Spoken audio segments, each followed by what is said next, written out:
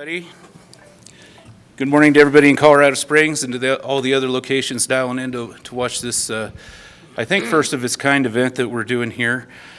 Trying to get this industry day out to as many people as we can, as economically as we can. First of all, before we get started, I'd like to thank El Paso County for allowing us to use their facility here. It's great that it's wired to be able to do internet broadcast. And particular thanks to Joe Yates and Blake Nielsen, the AV guys, the people behind the curtain, that we certainly couldn't do this without their guidance and expertise. So thank you for that. Welcome to all the sites that are dialing in. Hopefully the test worked and we got all the bugs worked out for that. It's been an honor working with the 88th Regional Support Command from Huntsville to get this effort going. I'm Dennis Casey. I'm the Executive Director of the Colorado PTAC, and I'll be introducing the panelists here. All right, before we get going though, breaking news. Punxsutawney Phil did see his shadow this morning, so as evidenced by the weather we have here in Colorado Springs, we're going to have 6 more weeks of winter. So that's the big breaking news. So the folks in the audience, please make sure you turn your cell phones to silent. For the folks that are dialing in, here's a list of the phone numbers to text questions to. So we've broken them out kind of by regions. And if you could tell us the name of the PTAC you're with and the question, and then we'll get those fed up here to the panel so we can ask them. I sent these out in advance, so if you want to just jot down your number, go ahead and do that. For the audience, just a reminder, we do have other people out in ether space looking at this, so wait for a microphone to ask questions. If you're going to do that, please raise your hand. And then just to note that all the questions, we may not be able to get all the individual questions today, but the Corps has assured me that they'll take all those questions back and issue a question and answer to the posting out on FBO. So with that, let's get started. I would like to welcome all of the key speakers, and starting immediately to my right, Ms. Norma Steinhoff. She's the Chief of Business Operations and Integrations Division with the Directorate of Public Works, and you're out at Fort McCoy. So welcome. Thank you. Mr. Thomas Helgelson, he's the Deputy Director of Public Works, also from Fort McCoy. Correct. Thank you. Ms. Karen Baker, she's the Deputy for Small Business, and she's out of the Huntsville office down there with the Corps. Mr. Robert Sachik, thank you, Civil Engineer with the Operations Engineering Directorate. Ms. Tiffany Campbell, Contracting Officer with the Pre-Award side, Huntsville as well. Ms. Lori Loki Flippo, Program Manager, Base Ops Program, also down in Huntsville. So I will say the Huntsville people did get a taste of what snow is like today. So it was nice and warm yesterday. And then we have Ms. Raven Nall down at the end, Contracting Officer as well down in Huntsville. So welcome all to the ones up on the dais. We also do have Mr. Jason Beatty out in the audience, the Project Manager for the Base Ops Program, Huntsville. Ms. Lisa Ramirez, Project Manager, Huntsville as well.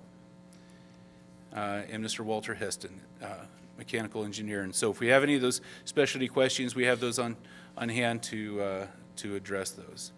So with no further ado, this is kind of an overview of what we're going to be doing, and I'm going to go ahead and hand it over. So good morning, everybody. My name, again, is Thomas Helgeson, and I'm the Deputy Director of Public Works for the 88th Regional Support Command in Fort McCoy. We are an Army Reserve organization. I want to welcome everybody who's in the audience, the contractors, and everybody who's also connected online. Thank you for joining us. This is the first virtual industry day in the history, so it's a special event for everybody. Today our partners, the United States Army Corps of Engineers from Huntsville, Alabama, will facilitate what I anticipate to be a very fruitful discussion concerning our base ops or base operations services. And of course, you know, we have acronyms for everything, so that's called Base Ops, and you'll learn much more about that here shortly. I'd like to give a special thank you to Dennis Casey from the Colorado Procurement Technical Assistance Center, or PTAC, and thank you to the other PTAC partners that are joining. I also want to thank the Small Business Administration for joining us today and assisting. Thank you to El Paso County for lending us this beautiful facility. It's really, really high-tech and wonderful. And lastly, I want to thank Laura Loki-Flippo for being our project or manager, program manager for this from the Corps of Engineers, and the entire team from the Corps that's supporting this effort. Welcome, everybody. So I know here's our agenda. So you can see we're going to go through the acquisition strategy itself, and then we are going to talk individually about the requirement, the three services. And one quick note, our grounds maintenance services captures lawn care and snow removal. So we kind of combine that together as a general term there. So grounds maintenance doesn't just mean landscaping, it also includes snow removal. So that's an important note. We are going to have a Q&A session, but as Dennis mentioned earlier, we're going to be taking questions throughout. So that's certainly something we can, all the flow over can hopefully be handled during that session. And you can see we have a survey. So we really do appreciate your feedback on this. From the government side, we really are interested in your opinion, I'll have to say. We really would really value your feedback. So I'm going to go into the strategy itself. To kind of give a background, I'm sure many people are wondering why Huntsville is in Colorado. We have the Enterprise, the USACE, U.S. Army Corps of Engineers, Enterprise Mission Assignment. We are the 88th RSC Program Manager for their base operations. So we're partners with the 88th in these efforts. We have the Fort McCoy MIC is currently administering these contracts. That effort is going to be transitioned to the Corps. Here is what we've called the rainbow chart, affectionately in our group here. This is the 88th RSC location. You can see Ohio to Washington. This is an enormous geographic distribution. The dots, of course, are the sites themselves. You can see it's certainly more heavily concentrated in the east than it is in the west. But the important note here for this slide are the regions. Each region here is the FOSS, the Facility Operations Specialist region. That is the city on the side is where they reside, and that's also where the contracting officer representatives are going to reside. I do have a quick note here too, really quick. There are actions out there. If your company has a Source America, formerly NISH contract, those are going to remain unchanged. Those are not going to be taken off the procurement list. So just wanted to make sure everyone was aware of that. There aren't many requirements out there, but they will not be part of this acquisition. So I think now I'm going to turn it over to Karen really quick. Welcome and thank you. The requirement, the NAICS stands for North American Industry Classification System, and the codes assigned for these acquisitions are what you see on the screen. Janitorial, which has a size standard associated with that NAICS code of 18 million. The landscaping services also has a size standard of 7.5 million, and under the landscaping services, as Laura mentioned earlier, applies to snow removal, so it includes landscaping and ground maintenance. And so the overall category is landscaping services under the NAICS. Under the next one is the NAICS code for the solid waste collection, and the size standard is 38.5 million. And the reason is the importance to be aware of the size standard. That also determines if you are large or small. If you exceed the size standard that's listed, that is determined the last 3 years of your revenue of the company. If the average is below 18 million, like under janitorial, you'll be considered small. If your average is over 18 million, you'll be considered as a large business. So that applies to all of the other industry classifications listed above there. Thank you. Good morning. I am Tiffany Campbell, and I will be presenting the acquisition approach for janitorial services and grounds maintenance services. I am going to go through two options with you, and with these two options, we are looking for feedback, particularly from 8A and small business firms. Either option will be a 5-year contract. Now I'm going to go through each option and tell you how they are different. Option 1, establish 2 multiple award indefinite delivery, indefinite quantity IDIQ contracts, also known as multiple award task order contracts, or MATOCs, per NAICS code, which Karen mentioned on the previous slide, representing different socioeconomic categories. In essence, 2 MATOCs per NAICS code, 1 total small business set-aside MATOC for janitorial services, 1 total small business set-aside MATOC for grounds maintenance services, 1 8A set-aside MATOC for janitorial services, and 1 8A set-aside MATOC for grounds maintenance services. In a later slide, we will show a geographic breakdown so you can visualize this better. For those of you who are new to government contracting, multiple award IDIQ contracts referenced in FAR Part 16 are awarded to 2 or more contractors for the same service and are used when a service is needed, but the when and how much is not certain at the time of award. Also, the service must be fulfilled upon request and award of a task order. Each MATOC would be split into 2 regions, represented by an eastern pool and a western pool. The awardees would be assigned to one of the regions or both regions. Task orders will be issued by region, and only the awardees assigned to the region can compete for the requirement. Keep in mind that this is just a planned approach. Option 2, establish 1 total small business set-aside MATOC per NAICS code, 1 total small business set-aside MATOC for janitorial services, and 1 total small business set-aside MATOC for grounds maintenance services. The structure of the MATOCs and the issuance of task orders will work in the same manner as option 1. Note, option 1 will have a total of 4 solicitations, 1 for each MATOC, and option 2 will have a total of 2 solicitations, 1 for each MATOC. This map shows the states assigned to the 2 pools mentioned on the previous slide. The level of effort is roughly 50-50 per pool. The eastern pool is more densely populated.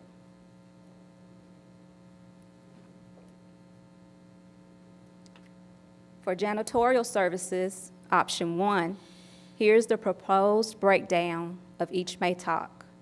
The small business set-aside MATOC will have an estimated capacity of 34 million. And the 8A set-aside MATOC will have an estimated capacity of 8 million. Because these are 2 separate MATOCs, 8A firms will have to submit 2 proposals if you're interested in competing in both MATOCs. Again, each MATOC would be split into 2 regions, an eastern pool and a western pool.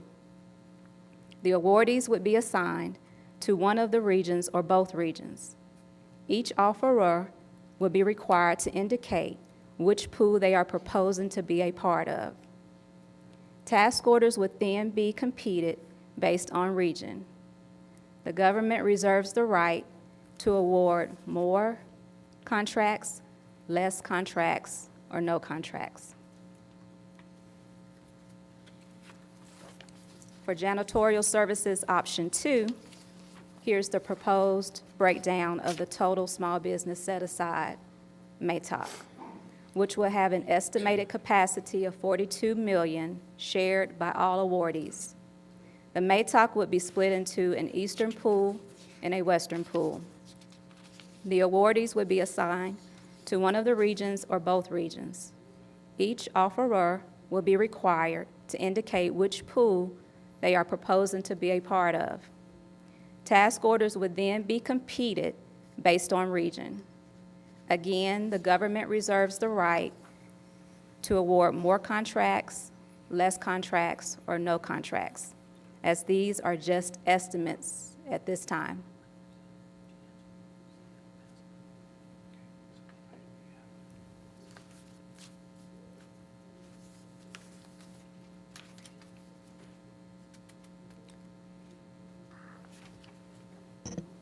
For grounds maintenance, option 1 will be executed and administered in the same manner as option 1 for janitorial services that was described on slide 21.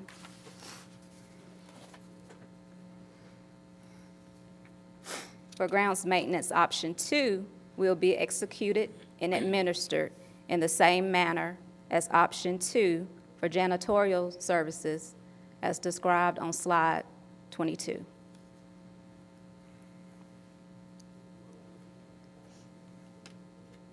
The acquisition approach for waste removal services will be full and open competition with an estimated capacity of 6 million. Based on market research conducted thus far, both large businesses and service-disabled, veteran-owned small businesses can and have performed these services for the 88th RSC. Although SDV, OSB are listed on this slide, this MATOC will be open to all socioeconomic statuses, as well as large businesses.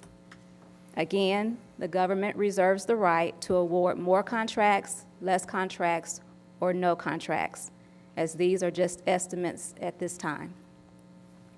Now that I have discussed the acquisition approach, I'm going to turn it over to Laura, who will discuss the IDIQ structure task order level. Thanks, Tiffany. So this is just a snapshot of 2 regions for the 88th Regional Support Command. What we wanted to illustrate here is that there is an average number, roughly 35. And facility is site, facility, they're all kind of the same.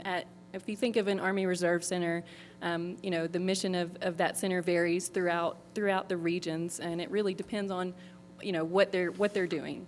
But bottom line, each facility is different. The average number could be 3 to 5 buildings per facility. It could be more, it could be less, it could just be 1, it could be 10, and the size, of course, will vary. All those details would be in the solicitation. That will certainly be part of the solicitation of the task order. But really, to demonstrate this, we want you guys to see how big it is, you know, how vast these regions are, and really kind of hammer home the importance that we see of teaming and really putting, you know, industry together for you guys to meet this requirement. I think. So, Laura, so if a company couldn't support the whole region, maybe 1 or 2 states, there's still an opportunity for them to compete on this? Exactly, yes, and that's really what we want. If you're in Ohio and Indiana, that's not obviously the same region, but you could find someone in Michigan and team together. So that's really what we're after here. We want to show these regions, and I can't go back to the slide, I don't think, but some of the regions are pretty large. And we recognize that, of course, as the government. We know that our requirement may need to change based on feedback. But again, as part of this survey, we are asking some pointed questions about the options that Tiffany just went through, but also about your ability to execute in these large regions. So pay attention to that in the survey, because we really do value that feedback. And we will, please help us help you, is really what we're after. So now I think Karen is going to talk about small business, kind of how we can help you guys. Well, while we're switching over, we've got a Yep. quick question, definition of an acronym here. What is LTR? What's LTR?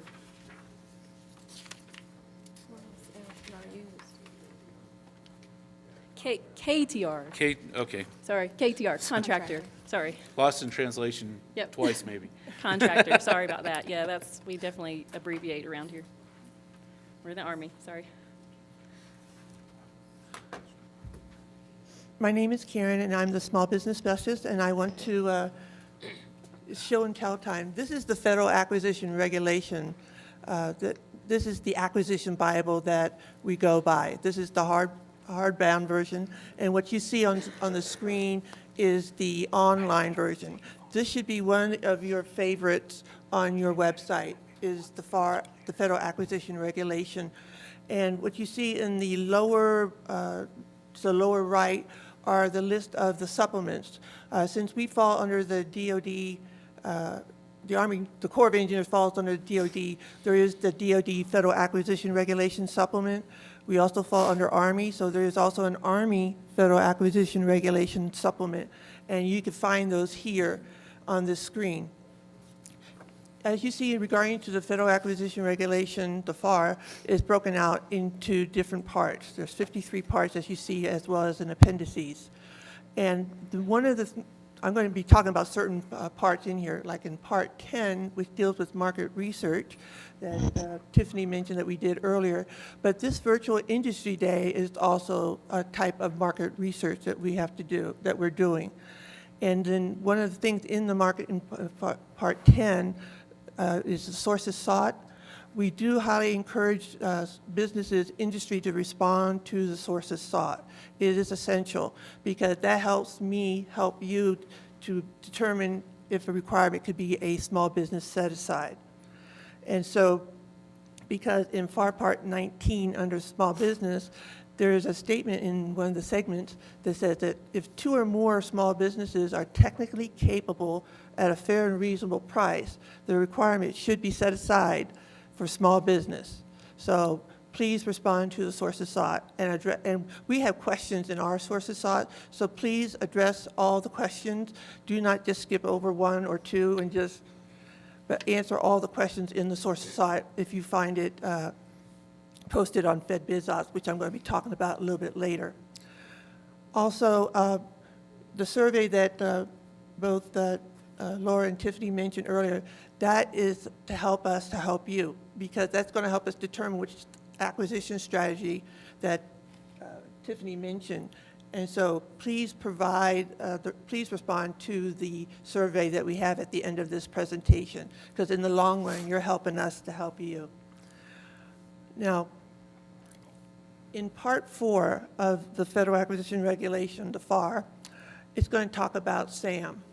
And in SAM, it states in there that at the time of contract award, the offerer must be registered in the System for Award Management. And we call it SAM for short. And you could register online, it's no cost, and it allows us, because we have to have a vendor database for the government, and this is our vendor database for the government, is SAM. And I understand, Mr. Casey, that the PTACs also provide assistance regarding SAM. Yeah, we certainly do. So if you're not into SAM already, you can seek out your local PTAC. They can help you out, but maybe you'd like to expand on that process of doing that? Oh, absolutely. In SAM, when you set up an account, and in there, if you do not have you need a tax ID number or an employee identification number. And then also, it goes step by step. And it'll also ask, you also will need a Dun and Bradstreet number. And on the screen, when you go through the process, it will say, click here for a free Dun and Bradstreet number. And then you also will need a cage code number. There's also a link for you to get access to a free cage code number. Now, it takes a minimum about 72 hours, up to 10 days for the process to register in SAM. And you have to be completely approved and registered in SAM to go after a requirement. So I would recommend that, and on the SAM, you can also, there's a tracker showing what where it is in the approval process. So it is imperative that to be a federal contractor, you have to be registered in SAM. What you also will need to know to to work out in SAM is to know what your industry classification codes are. And so there is the North American Industry Classification System called NAICS. It's just been revised as of 2017, as of last month. And so you could, in the upper left-hand block, you could type in to find, you could have more than one NAICS code, because there's over 5,000 NAICS codes listed. And so you could type in like word, like computer or maintenance, and it will give you a whole list of which ones have that in there. And you have to click on which one that is applicable to you. So you have to open it up and read what's there and find if that is applicable to you. And because you'll need to put that in your SAM registration as well. And the website is listed above on the screen for you to go to that site. Now, if you're already registered in SAM, I will highly recommend contractors that you relook at the NAICS code, because some of the NAICS code has been revised, and so you might need to update your registration in SAM.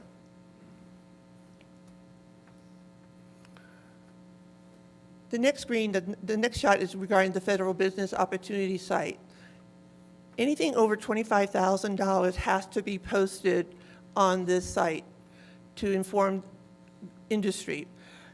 We also post the Industry Day. This Industry Day announcement was also posted as a special notice on FedBizOps because we wanted to reach out to as many people as possible. You also will see a snapshot of what it says interested vendors list.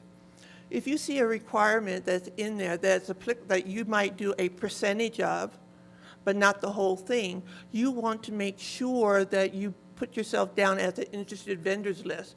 Because if a prime contractor is looking for possible teaming partners or subcontractors, one of the ways that they will go is go to the interested vendors list to see who is there. So I highly recommend. This is an excellent tool to have in your toolbox. You could also set this up to have any type of, like if we're with the Huntsville Center, and if you want to know what's going on with the Huntsville Center, you could have this sent to you on a daily basis, anything that pops out from the Huntsville Center or from any other installation or contracting command. So this is actually an excellent tool to have in your toolbox.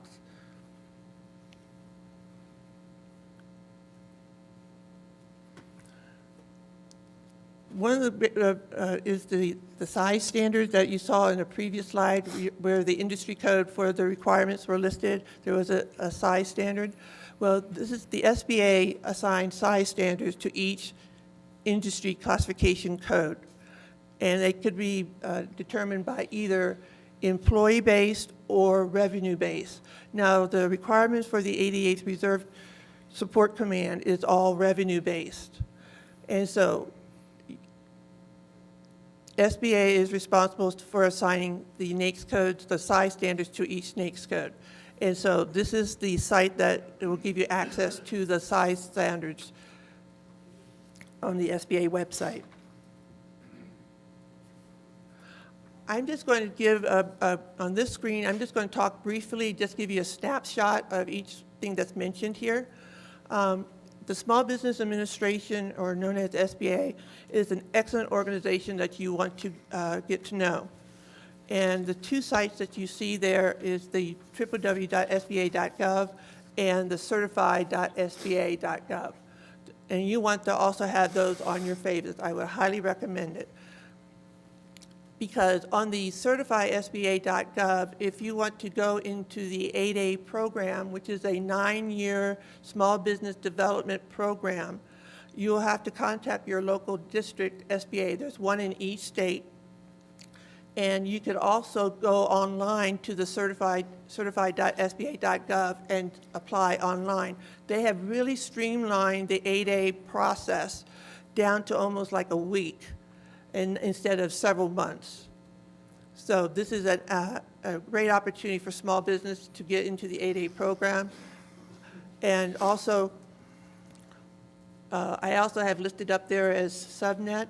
Now, if you are a prime contractor, you could go to the SBA site under subnet, and if you're looking for subcontractors, you could also list and post that you are looking for subcontractors. So that's the subnet for prime contractors looking for subcontractors. SBA also has the Mentor Protege program. They just came out with the new Mentor Protege program this past October in 2016. And they opened up not just to 8As anymore, but it's open to all the socioeconomic subsets. And this is also a great opportunity for small business to team with a large business or another small business that's been in business much longer than you. It's a 3-year program. It could also be extended for an additional 3 years. But it'll be you'll have a formal joint venture when you go through the SBA Mentor Protege program. And you could also do this also online under certified.sba.gov. There's also the HubZone program. This is based on the census. It's done every 10 years, 2010, and the next one's going to be in 2020. But this is the underutilized business zones. And you could be a HubZone company in a HubZone, but your personnel, 35% of your personnel has to live in a HubZone. And it does not have to be in the same HubZone as your physical location of your company. There's also the Women-Owned Small Business Program. This is also pretty much very recent. You also have to go to the certified.sba.gov to approach that. There are about 83 different primary NAICS codes that the women's small businesses are underrepresented, and this gives them an opportunity to go after small business awards as a women's small business set aside. But in the Women-Owned Small Business Program, you do have to certify and fill out certain forms and be in the program to go after a women-owned small business set aside if you see one posted on FedBizOps. So again, you have to fill out some forms, get certified, and you have to be put in the Women-Owned Small Business Program repository. As you heard earlier from my colleagues about teaming arrangements, there is a formal joint venture type, and also there is the prime and subcontractor. We know that this requirement covers 19 states, and we are encouraging teaming. So please, by all means, see who you have around you. You might have a possible teaming partner, so please do not hesitate to introduce yourselves and also switch business cards, because you never know. The person next to you might be your future teaming partner. The next one I'm going to mention is the Federal Procurement Data System, the next generation. This is an actual excellent resource for your toolbox. You, as John Q. Public, could register and get an account on fpds.gov. But the caveat here is the data that you're going to be seeing is going to be 90 days old. And there's a lot of canned reports out there, like you could find out what upcoming requirements that are about to expire that might come up for recompete. And so you could also pull a report on that for the command or agency that might be in your backyard. Or you could also find out what the primary, like if your NAICS codes, whatever your primary NAICS code, you could also find what out the commands, if your NAICS codes are in their top 10, you could also find that out. It is a excellent tool for your toolbox, and you could register online for this. So I'm just going to repeat myself regarding I just have brain freeze. The survey, yes, thank you. I apologize. I was thinking multiple things. Please respond to the survey, because you're going to help us help you in the long run. It will help us determine which way the acquisition strategy is going to go. And so, again, I'm going to pass this on to my colleague to my right, Bob, and regarding. All right, before we transition, there's a couple questions about set-asides, probably appropriate here. From Kansas, will there be any service-disabled veteran-owned set-asides? We're not planning on any. Yeah, at this time, we didn't plan to do a service-disabled veteran-owned small business set-aside. The main area was the waste collection, where there were the large businesses and there were some services able veteran small businesses that is performing those type requirements. However, depending on the survey and additional market research that we may do, it's not to say that we won't have a set aside for service disabled veteran small businesses, but at this time with our proposed structure, there is no set aside. Okay, and in mentioning the waste removal, the question here, did I hear that there would be no small business set-aside contracts for waste removal in both the west and east pools? So maybe we can clarify that? Yes, that is correct. Currently, we are planning to do the waste collection as a full and open requirement. But again, that can change. And it's just a common question, it's come in a couple times, is this presentation going to be available for download later on?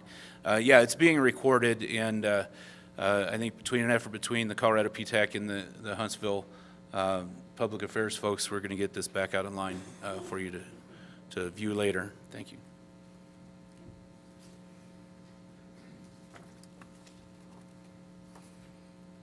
Okay, we ready to move on? Oh, I'm sorry. Microphone?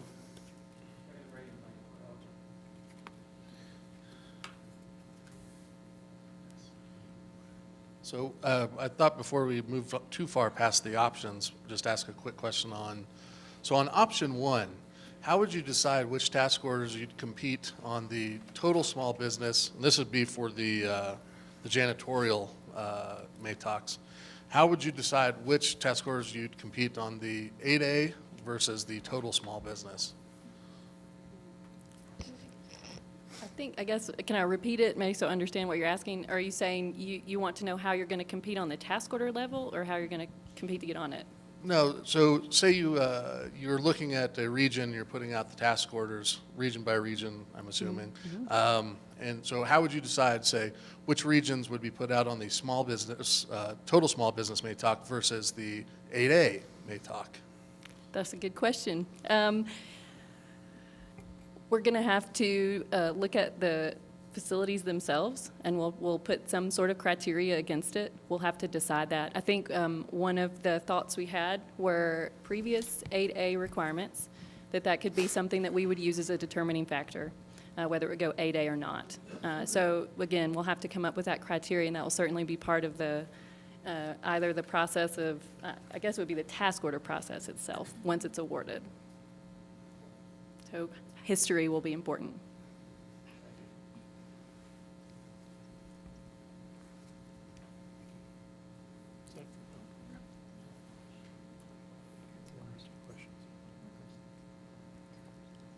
Under the option one, where there are two multiple awards under one IDIQ, where you're servicing more than one socioeconomic group, we have various companies. Let's say there were two at a minimum that you needed to fulfill a contract. Could we have more than two, or would we state in the proposal part of that, or in our response? How and where would we state that in our approach to responding to that proposal? Would we prepare a teaming agreement and approach it in a way that we would then put the people that are participating underneath there, and would the place of performance need to be addressed as well? How detailed would we need to get there? I think our vision is for the eastern pool and the western pools. When you propose, you're going to be able to indicate which pool, one, both, or either or both. So when you put in, you'll be telling us which areas you want to serve, and that will be up to you to tell us, really and truly. Did I answer that? But you would have one contract under that MATOC, if that makes sense.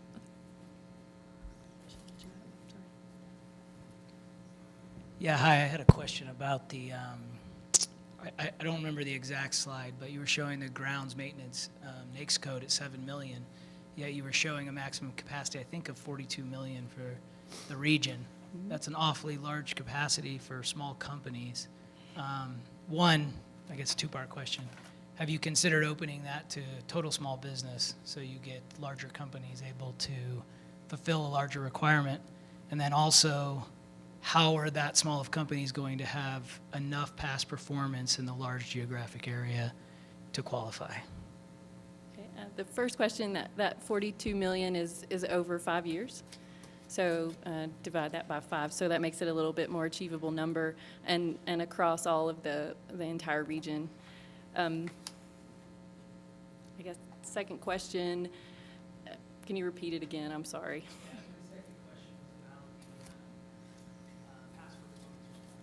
Past performance. It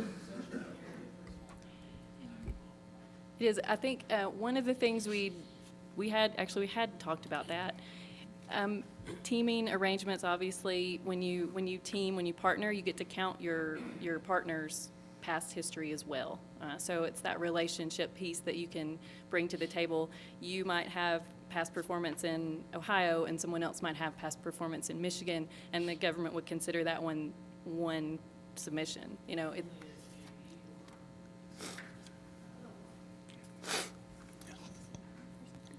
When you say that, are you saying that subcontractors' past performance will be allowed, or only if you're part of a JV will the minority partner be allowed?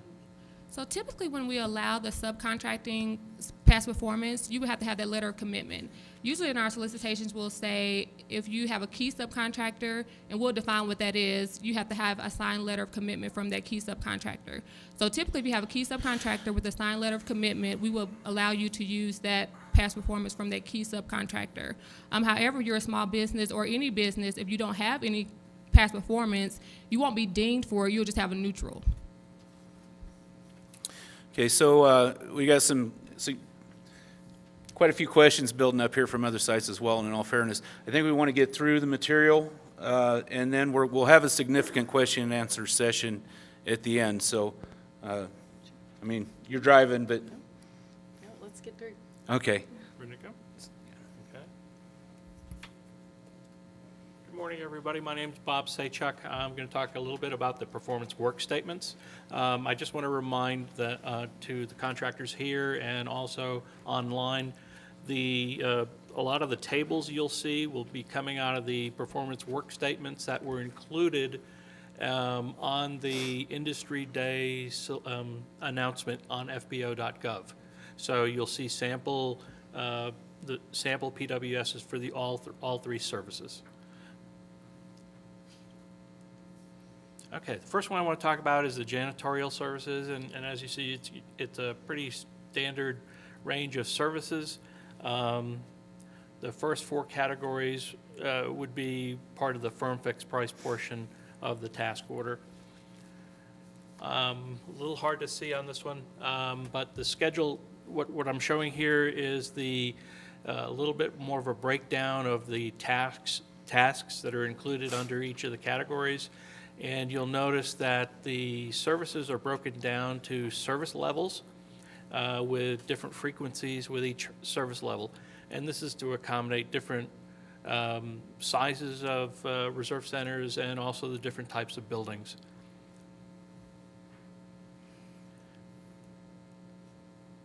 Oh, let me go back, I'm sorry. And I just want to point out, when you see this, the actual task order solicitation, keep in mind you're going to be, let's say Laura mentioned you're going to be seeing 35 centers probably in each task order solicitation, and then with 5 or 6 buildings. So you're going to be looking at a lot of technical exhibits for the janitorial services, showing the list of buildings, the list of rooms, the list of service requirements for each. Just keep that in mind. The unscheduled portion of the janitorial services is very simple. What's not on the schedule? What's out of cycle? And the intent of the PWS will be also to include unit prices for all of these services for all of the sites, so that there won't be a need for a lot of negotiation as far as putting together the service orders. Grounds maintenance, again, is broken down into the same type of basic services: improved grounds, semi-improved grounds, pretty standard service contracts for grounds. I won't go into the snow right yet. The grounds maintenance services, again, broken down into the types of tasks, and then also we're gonna have 2 levels of service. And also you'll end up with a lot of detail on the individual sites. Again, pretty straightforward. And of course, the unscheduled grounds maintenance services are gonna be everything out of cycle, special needs like tree or stump removal, things like that. Now, let me talk a little bit about the snow removal, and that one is, you'll see in the sample PWS, we have it all laid out in the grounds maintenance PWS, and you'll see it broken down by types of service. And also, you'll see each type of service will have a type 1 being a full range of snow removal, sanding, things like ice control, things like that. We're looking at doing the bid structure so that it's graduated from, say, 6 inches of snow to 12 inches of snow further on. Just again, to establish as many unit prices as possible to make the service order process as easy as possible. And again, you'll see a pretty clear description of what's included in each. Again, for the snow removal portions of the technical exhibits, you'll see a lot of detail on every site, amount of road, amount of sidewalks, and everything else. Waste removal, and this is the few times I get to talk trash. So, again, it's a straightforward service. It'll be laid out as every individual site, the number of containers required, the frequency of pickup, and the timing. And again, unscheduled waste collection will be anything out of schedule. I mentioned a couple of times the service order process that we're using. It's a service order process that we've used extensively at the Huntsville Center, and it covers both emergencies and routine and urgent. Again, we're going to try and make this as simple as possible for both the 88th and the contractors, where we try to establish unit pricing as upfront, so that it's just a quick putting together the package and the total pricing. A lot of that will be handled in terms of normal, routine, and urgent service orders. Emergencies, like for example, snow today, would be done on a phone call basis, where we get a rough order of magnitude on the cost. Work is completed, and then all the documentation is sent in to the Huntsville Center or the ordering officer, depending on the size. I didn't talk about the ordering officer. The ordering officers are intended to be the facility operations specialist. Is that correct? It'll be a core employee. I'm sorry, it'll be a core employee. Oh, that's right, okay. And that pretty much covers the service order process. And that wraps up all the PWS information. Now we get into the fun part. Questions? Okay, for everybody, you can't see my little pyramid of questions starting to pile up here. For everybody out there, first of all, you'd mentioned we're going to publish the sign-in sheets and the Q&A on the posting. Okay, so thank you. Before we get going too far, I would be remiss to not thank the Colorado PTAC staff who's working over here diligently, taking all your questions in from the other side. So I don't know, Blake and Joe, you want to pan over here and show what's going on behind the scenes. But anyway, so we got several questions. While we're doing the question and answer session, I'd like to really just reinforce to everybody and at all sites that the survey that you have, please fill that out. This is the first time we're trying something like this, and we want to really get some good, honest feedback, both on the process of getting the information out on the acquisition, and also on the functionality of this web broadcast. So, with that, are we ready? Sure. Okay. There's a couple I think that I can probably knock out, because they're just strictly SBA rules. To qualify for hub zone, does the company have to be in the hub zone and have 35% of the employees living in a hub zone? The requirement is the main place of business of the company has to be in a hub zone, and 35% of the employees have to live in a hub zone, not necessarily the same one the business is in. Okay, quick question. What's the difference between an IDIQ and a MATOC? There is no difference. The actual term in FAR Part 16 is indefinite delivery, indefinite quantity contracts. At Huntsville Center, if you see any of our solicitations, sometimes we may call it a multiple award task order contract or a single award task order contract, but they're the same. Okay, thank you. Okay, so from Michigan, can a contractor that resides in the east go for work in the west without offices in the specified region? Yes.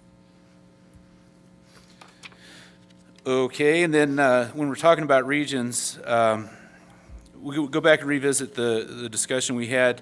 Do you have to be able to service the entire region, or could it be one or two states in the region? And then a second question to that from Kansas is, I'm confused, do businesses have to compete for the whole region, or can we compete for selected states? I think our market research is going to help us define that better. I'll say right now, what most of the vendors have said is that, or several vendors have said, they can perform everywhere. So certainly that's always a interesting idea, and we're glad that those answers are out there, but we want to get more feedback on this before we make that final call.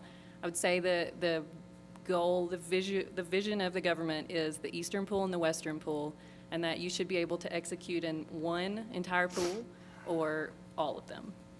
So that's the vision, but again, tell us if it's different. That's what we see, but tell us how we're wrong. Okay, so in order to be as confusing as I possibly can be, I'm going to ask several questions at once. They're all kind of related. So from Colorado, are there sources sought notices going to be posted on the contracts, and when? Secondary question from Illinois, do you have an estimated timeline of when you would like the awards to be made? When is the proposed post-FBO awards start date? And what is the target date for the new contracts? And this person from Kansas currently holds 9 contracts in their service-disabled vet. So any more sources sought, I think was the first question. I don't know if we're going to go out with any more formal sources sought after this industry day. We will? Yeah. Okay. So currently we've done market research sources thoughts for just the requirement in itself, because currently there's 341 contracts for the 88th that the MIC is currently administering. So we're trying to see from industry their capabilities in performing these requirements maybe more on a streamlined basis. However, once we do get that final approach for each MATOC, we will be issuing another sources sought just to say, hey, this is the final approach for the MATOCs. Let us know if you can perform it again. So market research will kind of be a continuous basis for this acquisition because it's so important to us, and it's different. We're trying something new, so we will be doing another sources sought. Yeah. Okay. And I guess the second set of questions had to do with timelines for the acquisitions themselves. Yeah, right. Our current goal right now is RFP fourth quarter of 17. Our award timeline would be second quarter 18. So that's our current goal. That's the acquisition timeline we're working on right now. So I know that fourth quarter is probably daunting to some of you guys, but you have other competing opportunities out there. But I know that's these are important acquisitions too. So I guess that's our answer to that. And being part of DoD, you will be using wide area workflow IRAP for invoicing? No. No? No, the Corps does not. The Corps utilizes its own system. Well, that might be RMS. good news. We'll be using RMS. QCS, which is the contractor side of RMS, which is how we will be invoicing all of our contracts. And RMS is the kind of the government side, but that's how we'll be doing it. The Corps is exempt from all those regulations that I guess the rest of the Army has to work with, but we don't have to. Okay. Did I miss one, Dennis? No, I think you got those. I just sorting through my notes here. Here's one that I think I can go ahead and knock out. While teaming, can a non-hub zone or non-woman-owned be the prime with subs that are certified hub zone or woman-owned? And the set-aside rules are that the prime contractor on those contracts have to be that certification. So you can't use the subs certification to compete on those. Correct? Okay.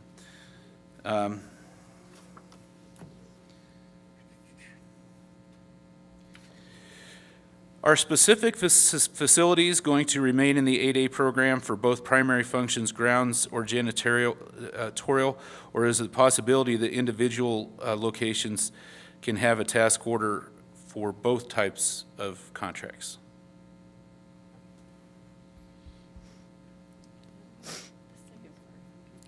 Yeah, so currently, if we take option one, where we do the total small business set aside and we do that total 8A set aside, all of the current facilities that are in the 8A program will be definitely administered through that 8A set aside MATOC. All other facilities will be administered through that total small business set aside MATOC. However, if we go with option two and do one total small business set aside MATOC, the only way that we'll be able to go with that option is if we withdraw those current 8A requirements out of the 8A program. So that's the only way. We have not done that yet, but that is the only way that we can go with option two, the total small business set aside. Okay. All right, so two questions on size standards here. How do you monitor the size standards? And then it goes on to say these are pretty low size standards, so if the company has done more than 7 million on average over 3 years, does that company does not qualify, correct? And then what happens if you graduate out of the size standard in the middle of the IDIQ? I guess that's mine. And that's from Michigan. If you, no, this first one is about the size standard midway. It'll be for the life of the contract. If it was awarded to a small business and you outgrew the size standard during the 5-year period, it'll still stay, you'll still be able to participate or go after task orders. And the other one is that if you're, well, I think the answer to that is if you're truthful in SAM, it's going to indicate that you're a large business if you've It been will, doing more than. because it goes to, in the process, it goes to the IRS when you go through the approval process. And for the evaluation, are these going to be LPTA? And then also, will you allow for economic price adjustment annually? They will be best value. That's usually how the Corps solicits, the Corps of Engineers. And I think I don't know the second question, I feel like. We haven't got that far yet as far as the solicitations, but if you suggest in your survey, if you want to give us feedback, if you feel that these will be appropriate for LPTA services versus the best value services, we're open to all of that feedback. But however, we haven't gotten that far in thinking along those paths. Okay. All right. For the waste management portion, are there any, the two different questions here. Are there any requirements for medical hazardous waste? And then a supplemental question, does waste removal include hazardous, universal, electronic, radioactive, or mixed? At this point, the biohazard is not included in the scope, in the planned scope of work.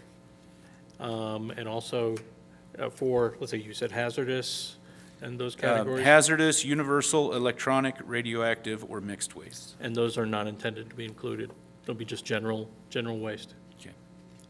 All right. Sander?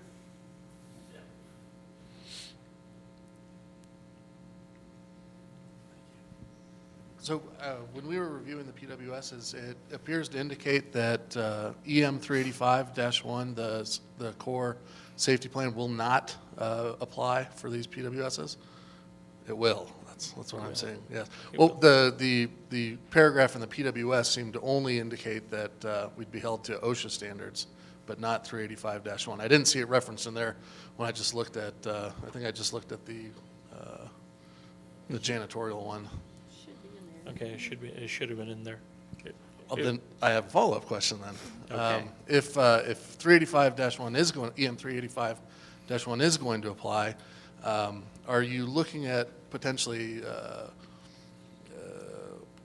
adding language in the PWS or altering the requirements of 385-1 so that you don't, for example, have to have a on-site SSHO every time that you have people out there doing work on a task order? Actually, there is an initiative at the Huntsville Center where we're talking about maintenance service type work, and probably some future language, probably about a year down the line, but we're looking at drafting interim language that would adjust those requirements for these maintenance service contracts. Thank you. Mhm. Okay. When will a list of facilities, square footage, addresses, et cetera, be available? Those would typically be available at the task order solicitation. I think I would see us sharing more information at the initial MATOC requirement to give a good sampling, maybe even a example region for everyone to propose on. You know, we haven't made it that far yet, but I definitely envision us sharing that information. It may not be the entire all 19 states, everything that would drown everyone, I think. But again, we will share it. And definitely at the task order level. Okay, thank you. Will there be a specific POC for each region? If so, where can we get that information for our specific POC? No, there will not be. The specific, I guess the POCs are going to be at Huntsville. So we have an inbox. It's 88services@usace.army.mil. If you have any questions at all, submit it there for sure. That inbox is monitored by the whole team here. Actually, it's monitored by Tiffany. she's the owner. But we have certainly we'll take questions through there. And if you have any questions, send it in. Okay. Waste removal at the 88th HQ in Wichita is currently an Air Force administered 8A contract. What will happen to this requirement? That question is from Kansas.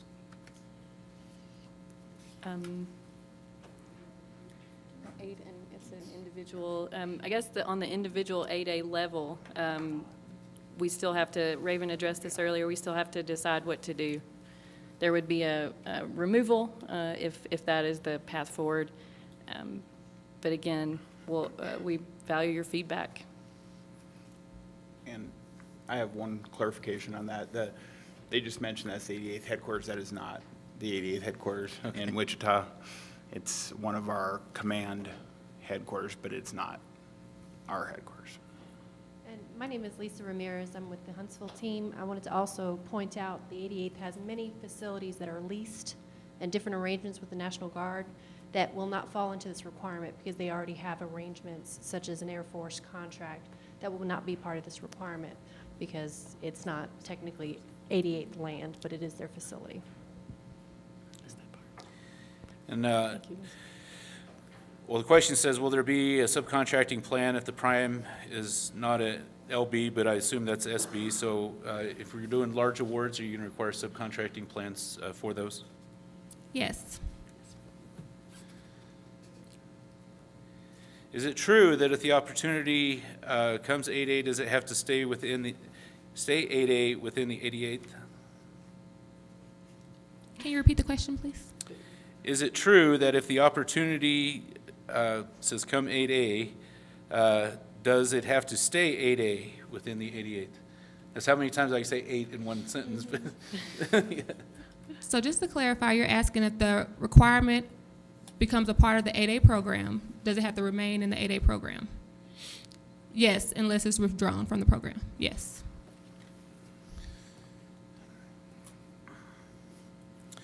Okay, so there's a few questions here about commercial business relationships in terms of JVs. One, do you want JVs? And then, does the teaming arrangement of the joint venture have to be improved in SAM before allowing a bid? The JV have to be approved in SAM before allowing bid, yes. Okay. And based on other conversation, you are encouraging teaming on all of this? Yes, Oh, absolutely. we're not picky about the relationship arrangements. That's for you guys to tell us. Okay, so in Michigan, we have a small business janitorial that can cover a portion of Michigan only. Do they have to find partners to cover the entire east region?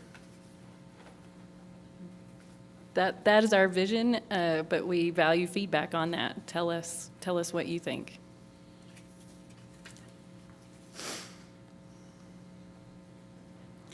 Okay, so again, for Kansas, will the green procurement guidelines used elsewhere going to be considered for this award? I'm not familiar with the green procurement guidelines, so I'm going to say no.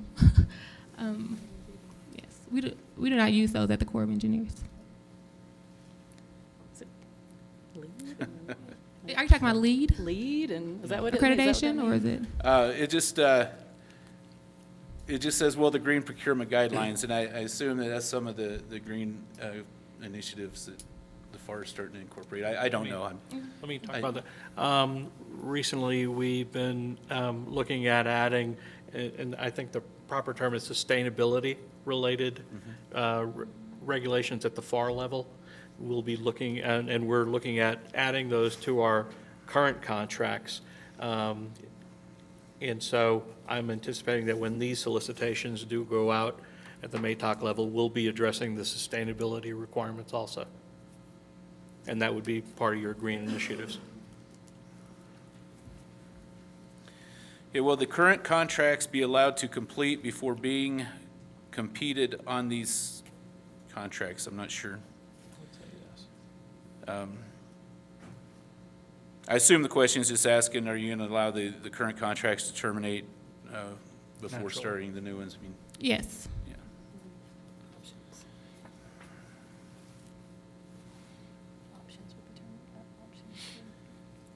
Okay, so for Can I Karen, clarify that question also? I'm sorry? Can I clarify on that? Yes. Yeah, absolutely. So we know there's a lot of contracts out there that have a base period and some option periods. So depending on when this contract is executed or awarded, and if they're coming upon an option period, likely those options will not be exercised if this MATOC is in place, because you can't have a contract for the same type services, two contracts for the same type services. But again, we don't administer those contracts, so we can't really say, but that is the ideal plan.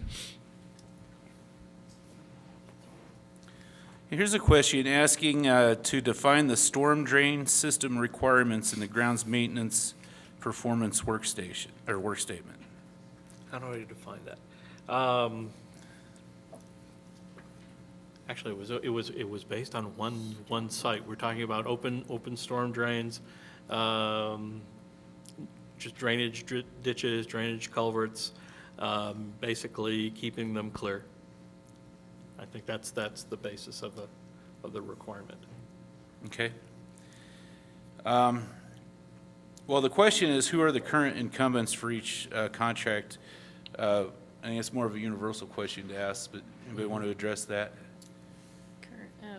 There's hundreds of them. Yeah, there's the current, I guess the current vendors are, I think the number is like 117 vendors over 342 contracts, if my memory's right. So those vendors are administered by the Fort McCoy MIC. They are available. Their contracts are out there. Not quite sure how you get to it outside of the federal government. I know how I get to it, but I don't know how industry can see the contracts. But they're out there. So there are hundreds. So. Okay, just to mix it up, a quick announcement. We got a note from the Colorado SBA office. They're not going to be able to be in attendance today.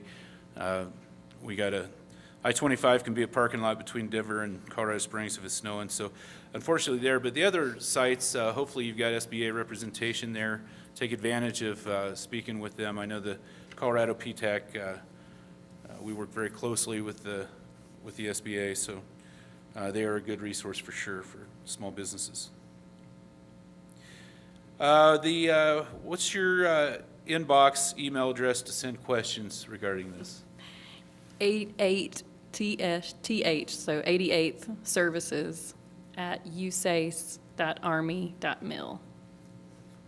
And I think it's on the last slide. I think that's our point of contact. I think the very last slide of the slide deck has the actual email address on it. And I believe it's in the FBO announcement as well. Okay. Trying to make sense of these questions here, but there's a bunch. Good.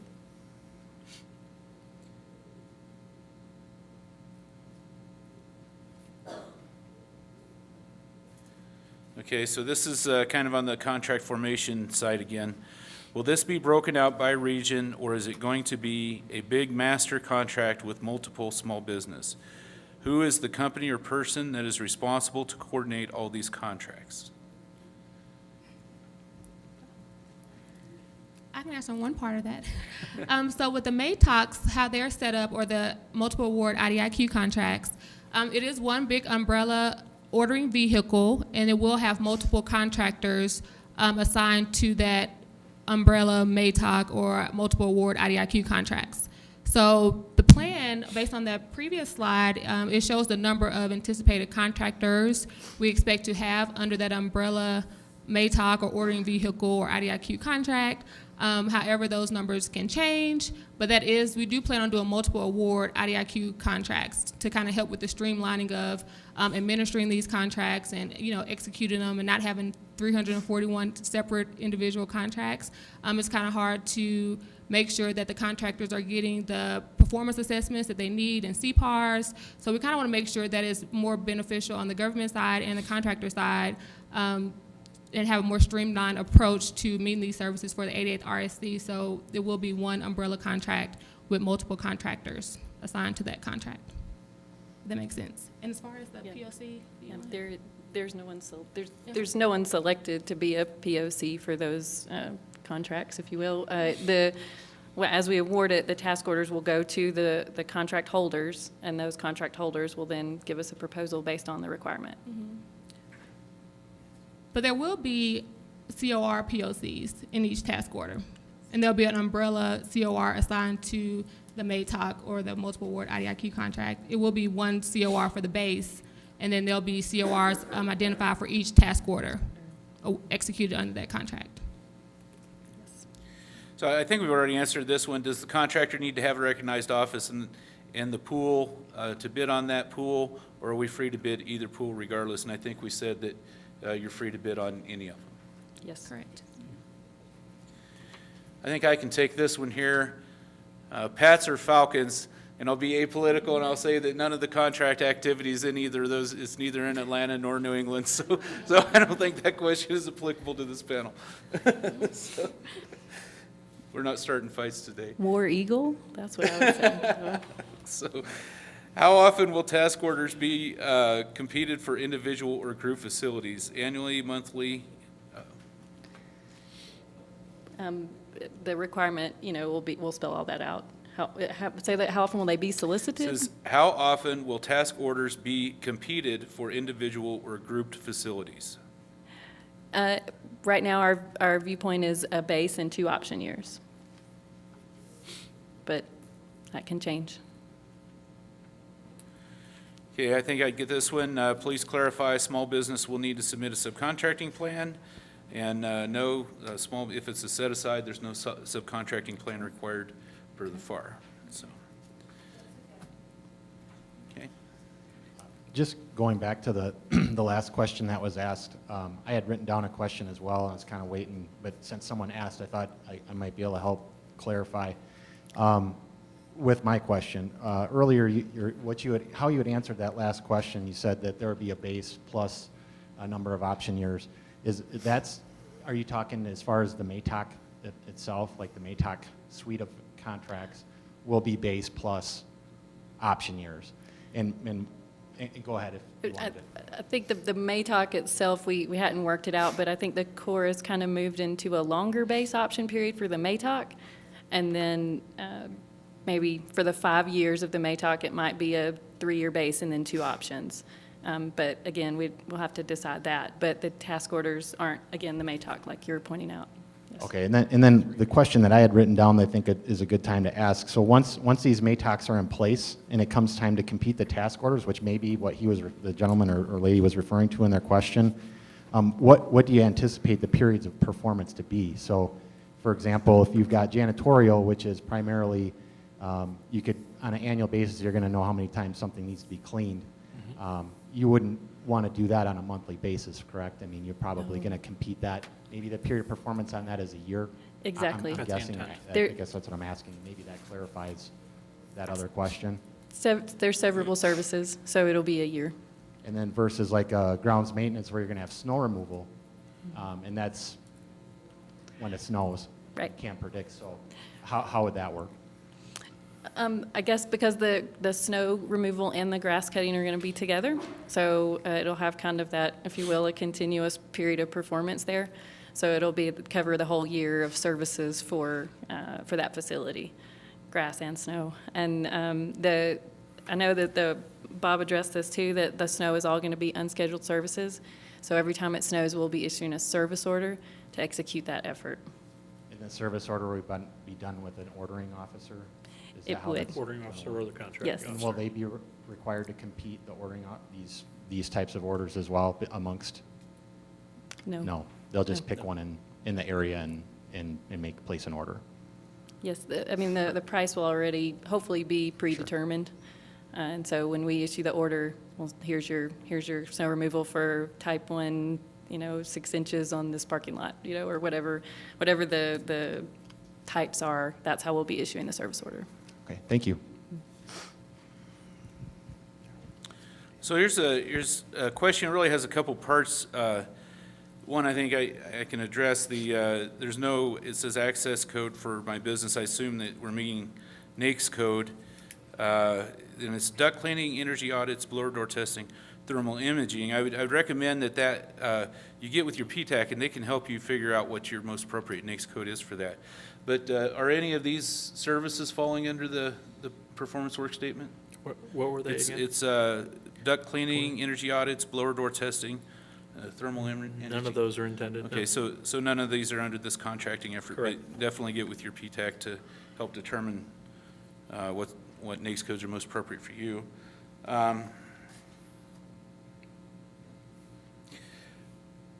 Are you going to remove the woman-owned set-aside for grounds maintenance at the Army Reserve Centers?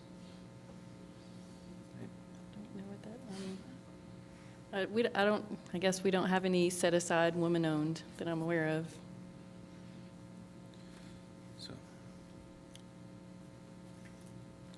So I'd say if any of these we don't get good answers or answers that you think are good, email the Corps and they can clarify, and I'm sure they're going to publish clarifications to all of these as well. Will response allow extra time for small businesses as this is new to us? In the solicitation? Yeah. Or, we generally don't do that, I don't think. The but- response time to propose, are you saying? Yeah, well, I mean, we're in pre-solicitation now, so, I would suppose you're going to give plenty of time to respond once you actually issue the RFP for these. Yes, we will at Yes. least give 30 days, and if needed, based on the request, we will have the option to extend the due date for proposals for the base. Okay, on these, are you going to allow prompt payment to small business to be allowed, the 15-day pay for them? Yes. Can a prime contractor have a conversation with the facilities manager during the contract? Yes, I mean, your communication pathways, are always important. I would say that, your COR is always your first line when you're a contractor, and then the COR could direct you to where, or hopefully get the answer for you, so you wouldn't have to have a exact line of communication with the facility coordinator, but again, communication is going to be key, and the COR is your first stop as a contractor. Okay, here's a good one for you, Karen. Is there a public list of companies that register and bid on these contracts? Well, we're going to be advertising on it. The current contracts or the upcoming contracts? I read you everything on the paper. Okay, can you repeat the question, please? Repeat the question, please. Can you It repeat? says, is there a public list of companies that register and bid on these contracts? We'll be publishing a list of everyone who participated on our FBO announcement. So you'll be able to know everyone who attended today and is interested in this requirement. But as far as a general registry, I don't know if there's anything on SAM or any way you can see other vendors in your NAICS code. I don't know how you could do that on the contractor side. The other thing is that under the Fed Biz App, other interested parties, that's where I also recommend that you look as well.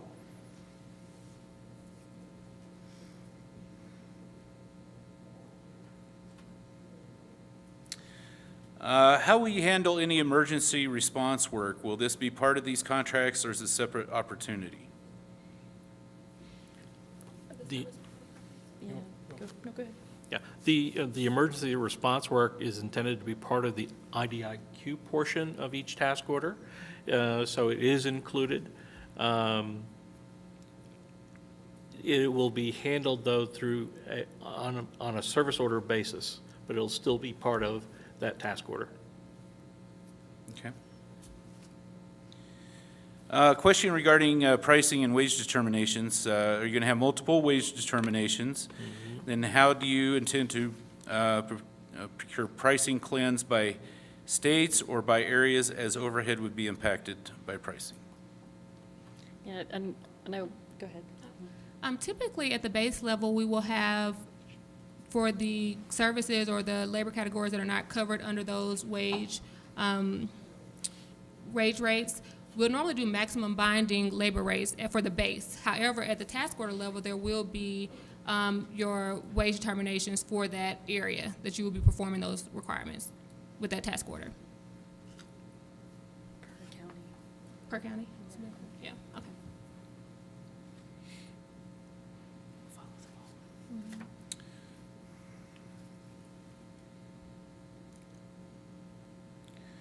I think this is outside this contracting opportunity, but do you put bids out for buildings or any facility cleanouts, like bulk transfer or warehouse cleanouts? Is that something you guys do in the course of your work? No. Not as part of this, not as part of these solicitations. Yep. Yeah, hi, just hopefully a couple quick ones if I can, get them in. You mentioned the niche and Ability One. Are you rolling their pricing into these contracts, or are you separating them? They're separate. Okay. Can you bid both the 8A and the small business if you're an 8A? Absolutely. Have you considered at the remote sites, when there's very little work, say grounds, there's very little services there, your efficiency and your pricing is going to be a lot lower if you don't combine the waste, grounds, and janitorial for those remote sites? Your pricing is going to be a lot higher if you do it the way you have it now, where they're all separate. Have you guys considered that at all? Actually, we in the beginning, we said, gosh, let's put this all together. But the NAICS codes drove us into this separate solicitation, mainly because those businesses focus on that. Okay, and one final one. Seed project, or are you going to do a seed project for the overall IDIQ solicitation? We hadn't made it that far yet, but that's always on the table.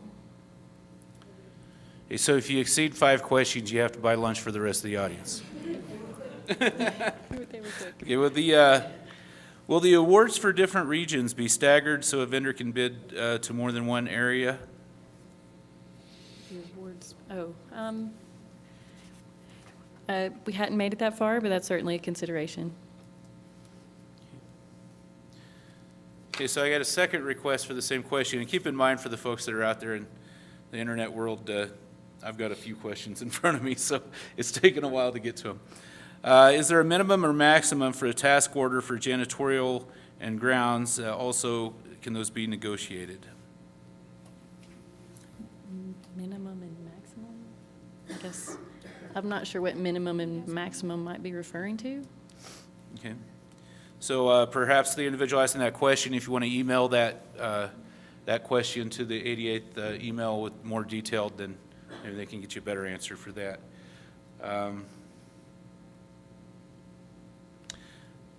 Not sure the intent here, but when will you make a decision on the option 1 or option 2? So after we get all the feedback from the surveys or any additional feedback, maybe after you leave here today or if you think of something else, we plan to take everything into consideration, and based on that feedback that we receive from you all, we'll make the determination. But I think we would try to do it as soon as possible, maybe within this month or so. That's our plan. We're trying to move out as quickly as possible. So. From Illinois, under the new contract, as the old sites close and new ones are built, will the new sites be added? Absolutely, yes.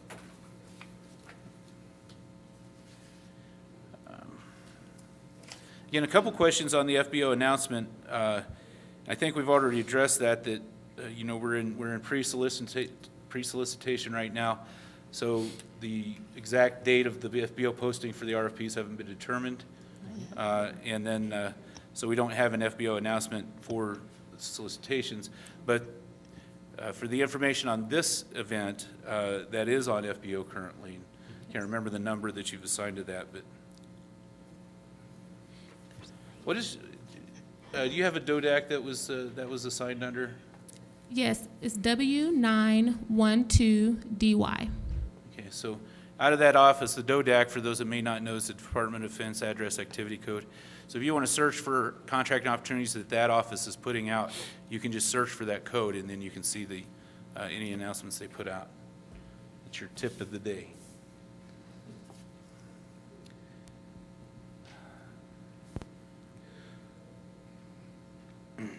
So why is this contracting methodology being chosen? It is not working well for the 93rd in Oklahoma. Do you mean the MATOC itself, or what do you mean? Which part of the planned approach? It just says, why is this contracting methodology being chosen? And it's not working well for the 93rd RSC in Oklahoma. I mean, 63rd. Can you clarify that question and submit it to our email inbox? Will it be possible to bid by individual site? The task order will be, when we solicit the task order, that'll have all the facilities on there that we're looking for. And again, that strategy is still we value your feedback on that. So I guess an individual site is not the plan. I'll say that. That is not advantageous to the 88th or the government. Okay, so what is the best way to let prime contractors know about our staffing services to furnish employees to do the work statements, different performance services? Can you repeat that? What is the best way to let prime contractors know about our staffing services to furnish employees to do the work statements, different performance services? Would that be the subnet, Karen? Subnet? Or interested parties. Interested parties, yeah, the FBO link on FBO or the subnet, I guess, might be a good source too. Yeah, and it just, you may want to also watch the award cycle, and if, you know, if you're a staffing services company, you know, watch the awards, and whoever gets the awards, then you can approach them to see if they need personnel. For a company having been certified under the TAA as being negatively affected under the Trade Adjustment Assistance Act, where does the company fall as a small business with special circumstances for government contracts? Well, the requirement goes by the NAICS code, so I'm not really familiar with the TAA action. So if you don't mind shooting the to our 88th email Okay. address. So do that for follow-up. Thank you. We're getting close. Okay, for particularly small companies, do you have to already have the employees on staff before you go after this? No, that's up to each proposer. If past performance is important, will the Corps consider service-disabled veteran-owned set-asides? Yes, we will consider, yes, services they will better own small businesses. Always. So Veterans Unite. And can I add to that? When we did our 2 previous market research sources thoughts for this requirement, we didn't get a lot of feedback from service-disabled veteran-owned small businesses. However, based on the locations you're at now or in your survey, we're still going to use this as market research. So if you are a service-disabled veteran-owned small business, although we didn't get feedback before, we may get more feedback now to where we may feel comfortable to say, hey, we can probably do a set-aside for SDVOSB. So please let us know if you are and if you can do the work. Okay, so we never want this to happen, but if the contractor fails to meet the requirements in one facility, will they be terminated for all awarded task orders at other facilities? Will they be terminated for the entire MATOC? Depends. That's such a question. Yeah, that one kind of depends, but on our side, we would try to mitigate that when that arises, and we would try to see how we could make the contractor whole again or get them in a good situation, maybe do a cure notice, but it's kind of hard to say as far as terminating at the whole MATOC level. Depending on the circumstances, it could be that it may be not in our best interest to exercise the option. However, we will try to have those conversations with the COR and the contractors to make sure to kind of say, hey, what's going on? Is there a reason why you can't perform in one facility versus another facility? And again, based on our planned approach, it may not be feasible for some small businesses to really do these facilities that we're planning on doing. That's just based on the market research we've done so far. We've had a good number of small businesses say, hey, we can do work in all 19 states. However, looking at the real picture on the slides today, it may not be feasible or really realistic for small businesses to do maybe 35 facilities or 10 facilities, although that is our plan. And we are serious about taking into consideration your feedback on this approach. So it's subject to change, but let us know if you can't or you feel like you can't do that number of facilities, and we can kind of look at it differently. But we will try to sit down with that contractor to discuss any issues that may arise if we do have that type of task order. Thank you. Can we repeat the DODAC, please? Yes, it is W912DY. Okay. And the email address, please, one more time. Sure. 88th services@usace.army.mil. Okay. And again, that email is in the event announcement for this today, and it's also in the slides. Last slide. And so the announcement for this one, I guess, is W912DY 16R-88.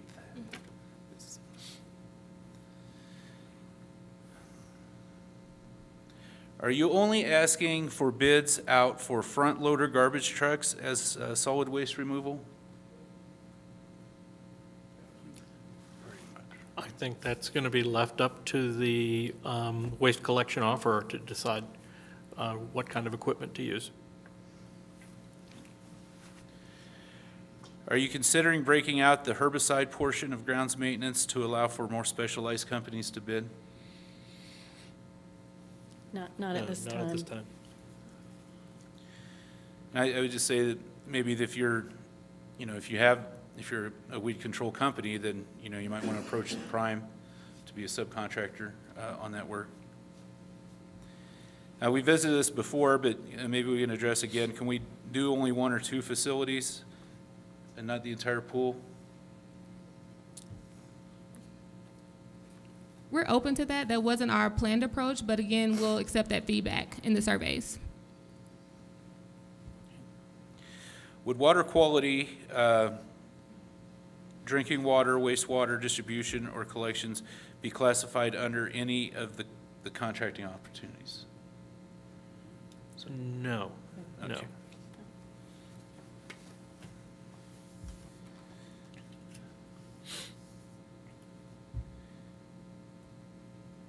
Has your market research considered the negative impact on current small business contract holders?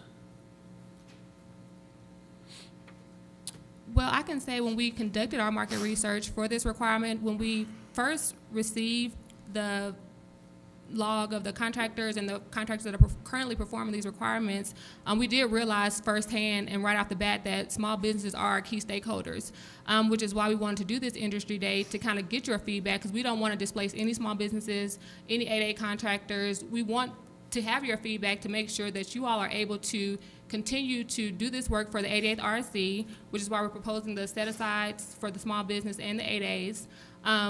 And we want to be able to allow you to continue to grow if you are 8A once you leave the 8A program. So we do understand that small businesses are our key stakeholders for this requirement.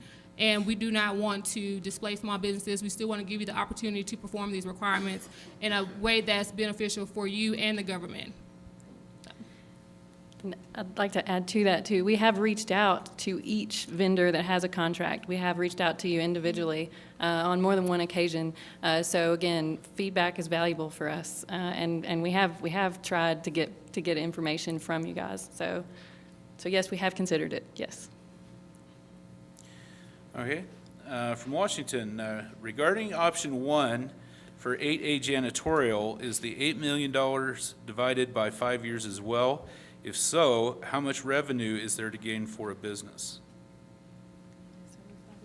Yeah, it is a 8 million capacity for the 5-year period. However, it may not be that it's split evenly between the 5 years, but just over that 5-year period, the capacity for that MATOC will be 8 million. And what was the second part of the question? If so, how much revenue is there to gain for a business? Well, that's kind of the reason why we suggested option 2, because with option 2, both those small businesses and those 8A contractors will be able to potentially have the capacity of 42 million versus if it was the 8A set-aside MATOC, the 8 million versus the total small business set-aside, which was maybe, what was it, 40?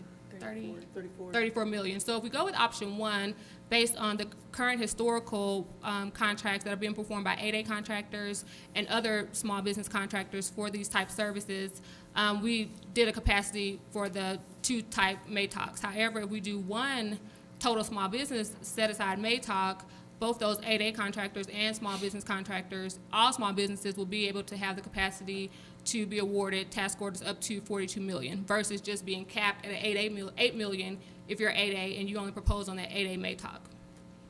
But you can propose on both the 8A MATOC and the total small business MATOC if we go with option 1. Thank you. Okay, so for the Mentor Protege program, in cases where small businesses reached out to mentors and been told there's a limit of 3, does SBA have a list of mentors seeking proteges? And I've got a personal opinion on that. If you don't mind me a little attitude here, is that, mentor protege relationships are delicate, and it's important for small businesses to ensure that the mentors that they associate with or have their best interest in mind. So I know the SBA does not recommend going out and looking for the protege shoppers, as we call them, the ones that go out and just look for the 8As to mentor with so they can have access to those contracts. I think that has to be a very delicate business relationship, and both parties have to have something that they're benefiting from in those relationships. Do you agree, Karen? Totally agree with that, because the SBA Mentor Protege program, they're not going to have a list of mentors and a list of proteges to go to. It's something that you should be approaching them with, that you've already have met with a mentor, and then you're approaching to SBA as a possible vehicle. The second request, yes, we did ask the question about the 15-day pay on small business, and you were going to include that. Will there be site visits allowed before proposal submission?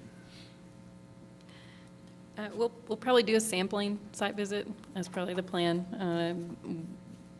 individually would be pretty difficult to coordinate.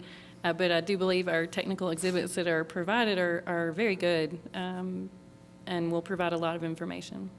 We'd probably pick the hardest one for a site visit.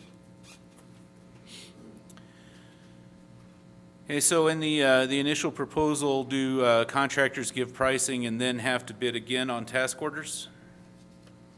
Yes.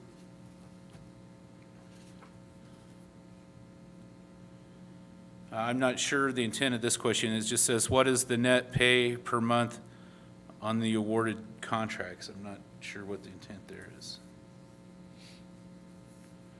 Perhaps maybe clarify that question and send it to the email address for the 88th.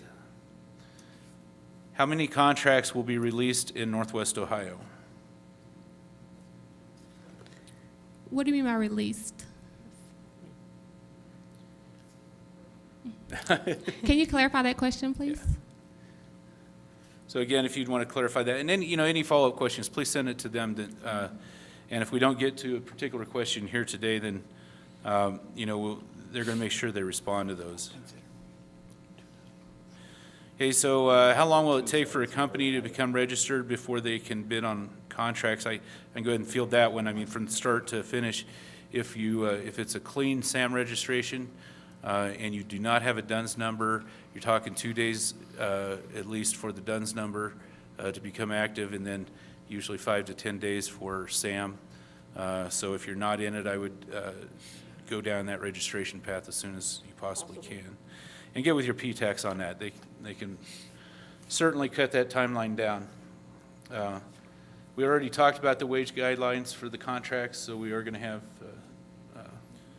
the Service Contract Act issues.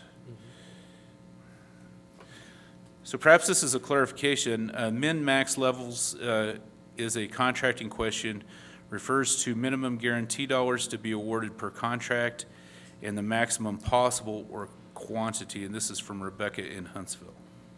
Oh, Rebecca Goodsell. Yes. So we will have a minimum quantity, or we call it minimum obligation amount for the MATOC for each contract. We will have that. And the max amount will just be that estimated capacity for that MATOC. Are the timelines for the acquisition stated government fiscal year quarters or calendar year quarters? Yeah, I guess it'll be a kind of task order. We'll have a start date on the task order, so it will be. So like you were saying, you were going to post them in like third quarter 17 or. Well, I mean, a solicitation on the task order could come out at any point in the MATOC, and then I guess Lisa has something. When you said the RFP is coming out fourth quarter, are we talking fourth quarter December timeframe, or are we talking government fourth quarter, which of course is September? Fourth quarter fiscal year, yeah. Okay, with regard to facility support, are HVAC, mechanical, and electrical systems, infrastructure systems included? No, they are not. No, they're not. Thank you. Okay, request to show the PWS slide again. We've already closed down our slide presentations. Each of the P-TACs did get a copy of the slide presentation, so you can certainly get it from them. And again, this will be published publicly at some point.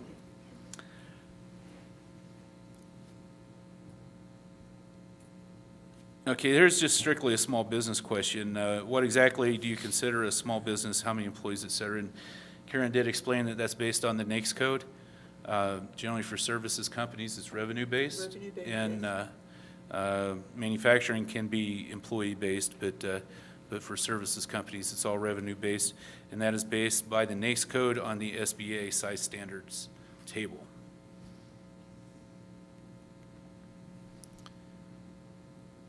Okay, well, I'm out of questions.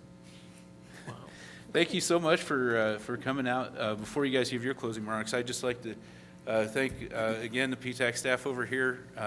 They've been taking all the questions in and feeding them up, and so certainly this couldn't have been pulled off without them. Again, thanks to the county for the use of the facilities and the and the expertise of the AV crew. Hopefully this came through as well as I hope to the outlying locations, and maybe might be a good model for the future. So would you guys like any closing remarks? Yes, I will. First, I want to make sure that everyone completes your survey. It's very, very, very, very important to us that we get your feedback. This is the first industry day that we've ever done at the Core in Huntsville, a virtual industry day. And the reason why we decided to do the virtual industry day is because, again, we knew that small businesses were our key stakeholders. So we wanted to be able to allow you to be in a facility around small businesses in your area so that you can network, possibly get some teaming arrangements with the small businesses in your area. And then we didn't want you to have to fly, all the way to Colorado Springs for the industry day here at this location. However, I do want to thank Mr. Dennis Casey from the PTAC office in Colorado. He was very, very instrumental in doing all the coordination with the other PTAC locations. Our initial goal was to have 19 PTACs on board for this industry day, and we ended up with 30-plus locations. So it was partly in favor to Mr. Dennis Casey, so we really appreciate all of his help and assistance on this industry day with us. You may be getting more feedback or more people from the Corps of Engineers to come to you or other PTAC locations to do more industry days like this, especially depending on the feedback from the contractors at each location. I also would like to thank our partners, the 88th RSC, for being here today, as well as the Small Business Administration, USAID's leadership, our leadership at Huntsville Center. They've been very supportive to us. The Deputy for Small Business, Rebecca Goodsell, she's been very supportive, even though she's not here today. Also, I would really like to thank Ms. Karen Baker. She's our Deputy Small Business, and she is very, very passionate about small businesses. She has a true passion. We all care about small businesses, but Rebecca is on another level, and we really appreciate her. She keeps us in line. So if you have any questions at all, please feel free to contact Rebecca. Again, your feedback from the surveys is very important. Even after you leave here, if you have any additional questions or additional feedback, we will take that into consideration because we really want to make sure that you all are successful as small businesses and that the ADAs there get their requirements met, they're successful, and that everybody benefits from this partnership and this requirement. So your feedback is very, very important, and we don't take it lightly. Again, if you have any additional questions, please email our inbox. It was an honor being here today to serve you, and hope you all enjoy the rest of your day.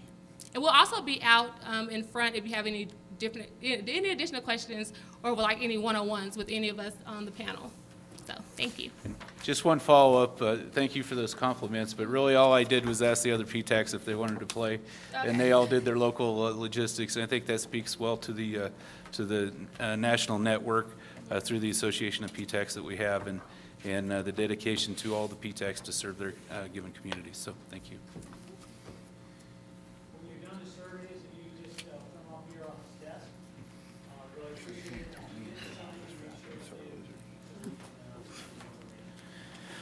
All right, so we're going to close the broadcast now, if we haven't already. And you all have a wonderful day, and look forward to seeing the feedback on this.